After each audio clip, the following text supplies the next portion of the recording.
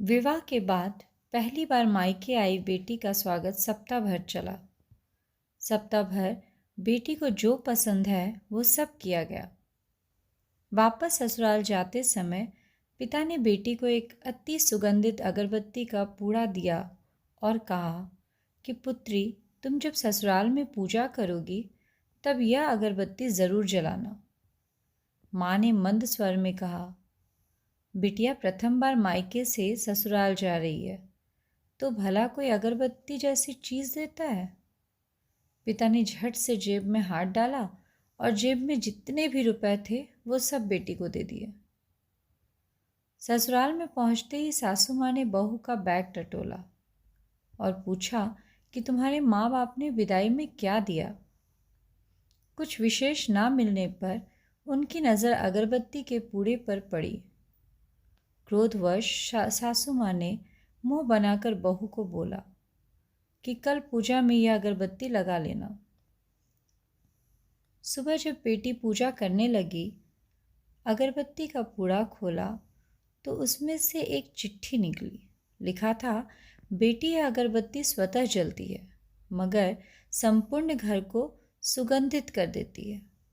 इतना ही नहीं, आजू बाजू के पूरे वातावरण को भी अपनी महक से सुगंधित एवं प्रफुल्लित कर देती है।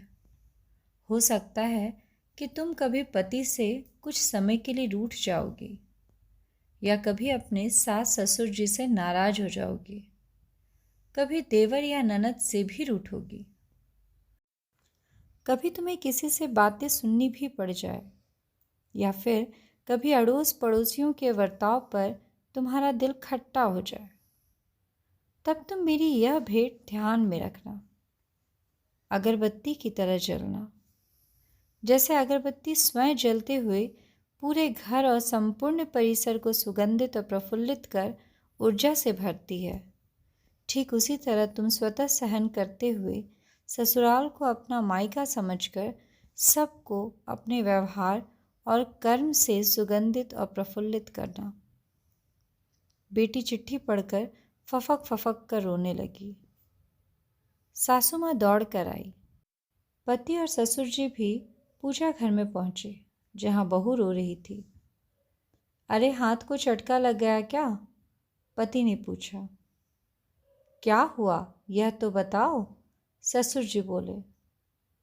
सासू माँ आजू बाजू के सामान में कुछ है क्या यह देखने लगी तो उन्हें पिता द्वारा सुंदर अक्षरों में लिखी हुई चिट्ठी नजर आई। चिट्ठी पढ़ते ही उन्होंने बहू को गले से लगा लिया और चिट्ठी ससुर जी के हाथों में दी।